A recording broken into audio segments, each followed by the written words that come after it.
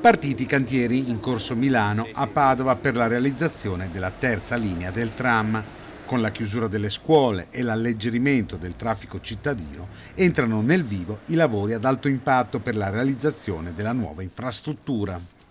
Lasceremo sempre la viabilità aperta dalla direzione ovest verso il centro, mentre sono previste delle deviazioni per la viabilità che ha un flusso inferiore in realtà già oggi, cioè quella dal centro verso fuori. Per chi abita nelle laterali ci saranno delle deviazioni sempre segnalate nel miglior modo possibile. Da lunedì prossimo, inoltre, prenderanno il via anche i lavori in via Falloppio in zona ospedale, cantieri tra via Altinate e via San Mattia, che diventerà a senso unico, tranne che per gli autobus, i mezzi pesanti e i mezzi di soccorso.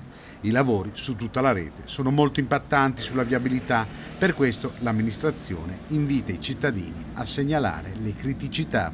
Ovviamente abbiamo decine di cantieri aperti, siamo obbligati a fare così perché i tempi sono stretti e quindi dobbiamo correre.